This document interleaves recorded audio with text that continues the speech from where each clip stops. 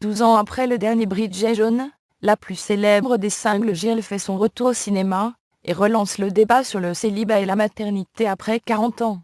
Rencontre avec Renée Zellweger, Colin Firth et Patrick Dempsey.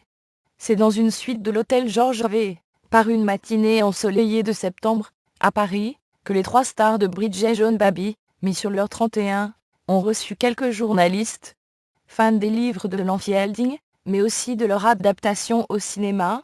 Nous l'admettons volontiers, nous étions sacrément impatients de les rencontrer. D'autant que quelques semaines avant sa sortie, le film, troisième volet de la saga, a déclenché un débat dans la presse anglo-saxonne.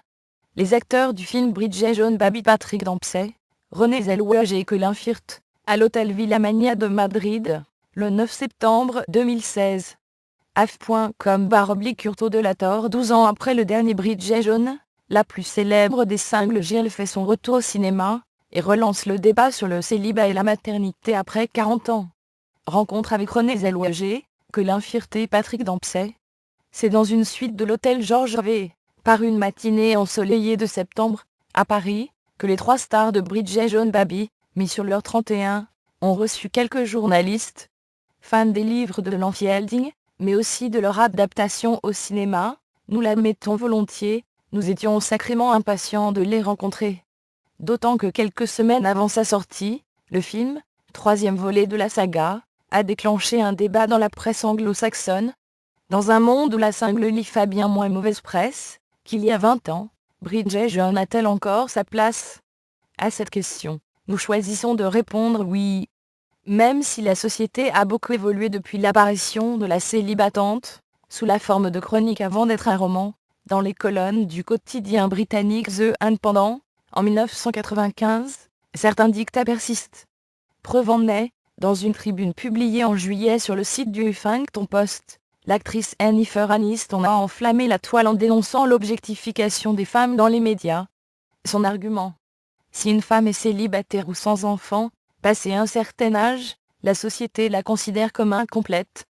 Renée Zellweger et l'actrice Courtney Cox ont, quant à elles, été violemment critiquées pour leur recours à la chirurgie esthétique, et ont fustigé cet acharnement médiatique sur l'apparence physique des femmes. Même si elle ne s'adresse plus à la génération des trentenaires, Bridget Jones a encore son mot à dire. Et, au fond, rien de tel qu'un peu d'humour british, pour faire bouger les lignes. Comment expliquer la popularité de Bridget Jones? RZ. Elle est profondément humaine. On se retrouve tous en elle. Elle incarne une forme de vérité. Elle ne triche pas, ne se conforme pas à ce que la société aimerait qu'elle soit. On s'identifie facilement à ses doutes, à ses angoisses, aux défis qu'elle veut relever. Elle n'est pas parfaite, mais elle a un optimisme à toute épreuve. Le premier et le troisième film ont été réalisés par Sharon Maguire, et le deuxième par Biban Kidron. C'est donc une trilogie 100% féminine, RZ. Oui, et je m'en réjouis. Bridget Jones est une histoire de femme avant tout, et seule une femme peut percevoir les nuances et les subtilités de ce monologue intérieur.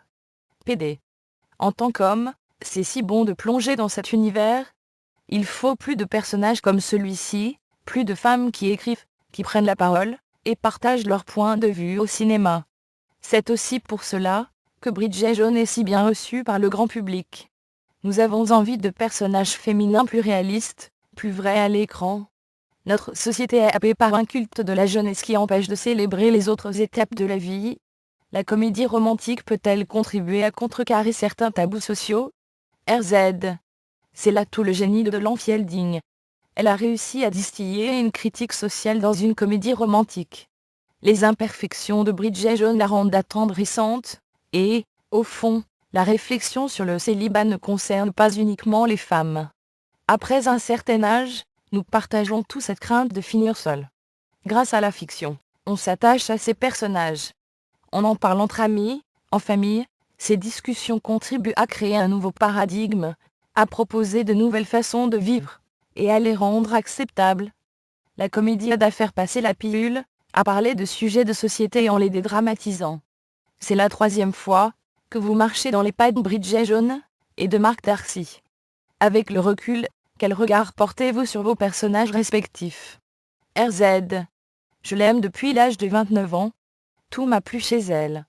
Son cheminement, ses questionnements, à savoir, le décalage entre ce qu'on imagine être à un certain âge, l'idée qu'on se fait de notre vie, et la réalité. J'apprécie aussi le fait qu'elle ait grandi, qu'elle ait gagné en assurance, surtout